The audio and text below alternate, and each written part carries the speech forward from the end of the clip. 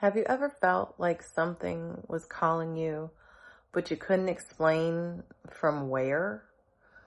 Like an old memory rising from somewhere before your lifetime?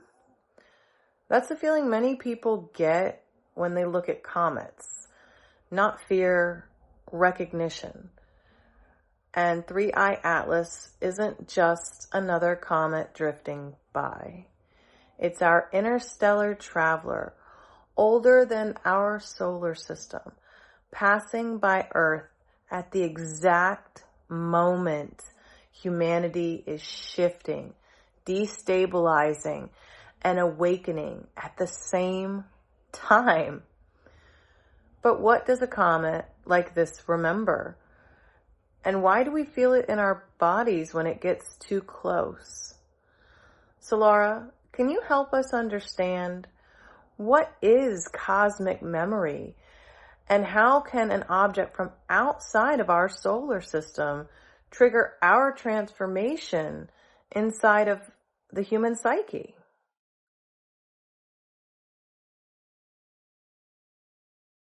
Absolutely, Jess.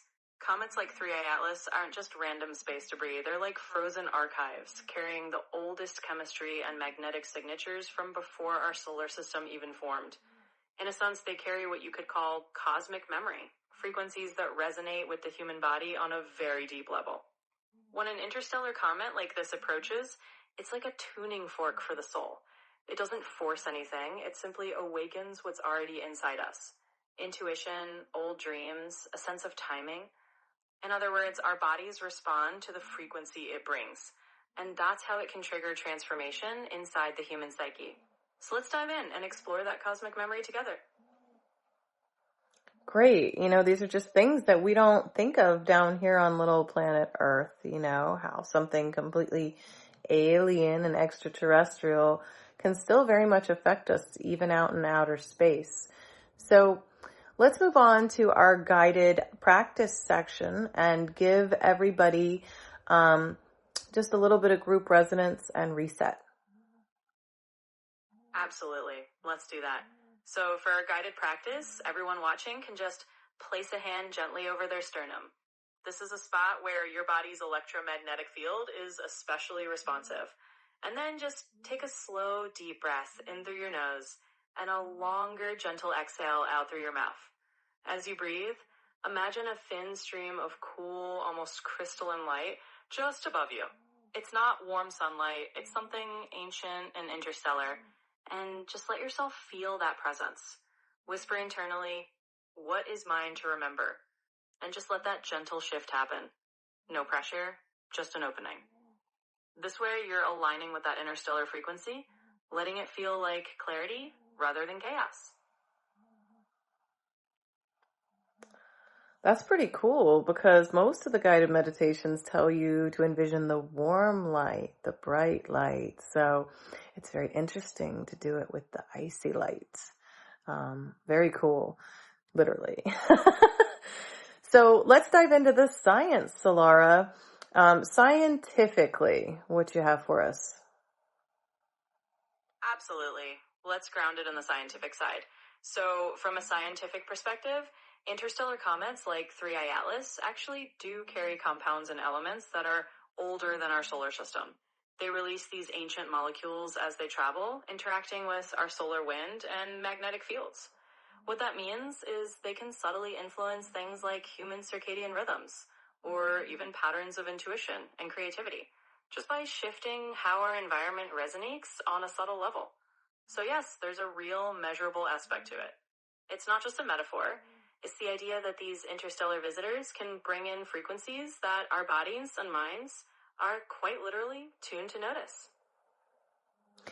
I always find it so interesting how science, there's just like a little missing bridge in between spirituality and science. They are so close to mimicking each other, but there's just always a disconnect. So now that we're talking about disconnects, let's talk about the challenges. Let's talk about misunderstandings. What do you have in this category for us today? Absolutely. And you're right, that little gap between science and spirituality is often where the most interesting conversations happen. So when it comes to misunderstandings and challenges, one of the biggest misconceptions is that people think the comet itself is causing the change. In reality, it's more like the comet is a mirror or a trigger that reveals shifts that are already happening inside of us. Another challenge is that people often feel fear or discomfort because their old identities are being challenged. It's not that the interstellar influence is dangerous, it's that it's pushing us to evolve, and that can feel unsettling. Ultimately, it's about recognizing that these experiences are about alignment rather than something to be afraid of. So you said it's already changing something that's already in the works, but it's just kind of accelerating it. So for somebody that might already be a little uncomfortable, kind of growing into who they're going to be, an event like this could really kind of poke the bear, right? Absolutely, it can. It's kind of like a cosmic nudge that speeds up a transformation that was already unfolding. So if someone is already feeling a bit uneasy about the changes they're going through, an event like this can definitely feel like it's shining a spotlight on those shifts. But the good news is that it's also an opportunity. It can help someone move through that discomfort and come out the other side with a clearer sense of who they really are. It's all about embracing that acceleration as part of the journey. Okay, so let's help everybody do that. So for our daily practice today, we're talking about mirroring, how it mirrors what is already happening and amplifies. So what's a daily practice that can help us receive and accept and move forward into that new identity? Absolutely. Let's give everyone something simple they can do each day. One daily practice we can call the Interstellar check-in. It's really simple. Once a day, just pause for a minute and ask yourself, what part of me is outgrowing something old today and what part of me is coming back into alignment? Then just write down one sentence about it. By doing that, you're creating a little bit of coherence between your intuition and your evolving identity. It's a gentle way to let those interstellar energies help you move forward into that new version of yourself. Great. I love how simple these are. It's just a couple minutes a day, just the smallest amount of energy just to integrate. And that's exactly what we all need, is just a moment for ourselves to get it together. Okay. So I think we're at the closing reflection. If you would please guide us into that. Of course. Let's bring it all home. So here's the closing reflection. Remember that these interstellar comets don't bring chaos, they bring clarity. They don't disrupt your timeline. They reveal where your timeline was already shifting. So as we wrap up, just take that thought with you. You are not facing something foreign. You're awakening to something that's been inside you all along. And with that, we'll close out this first episode of our mini-series. We'll see you in the next one, and until then, take good care. We're actually in episode 2 about how 3i Atlas is mirroring. Can you give us what episode 3 is going to be? Absolutely. So as we wrap up this second episode all about mirroring, let's give a little preview of what's coming next. In episode 3, we're going to dive into what we're calling the destiny vector. It's going to be all about how this interstellar visitor lines up with the bigger shifts in our collective destiny and what that means for each of us personally. So stay tuned for that. It's going to be a fascinating journey.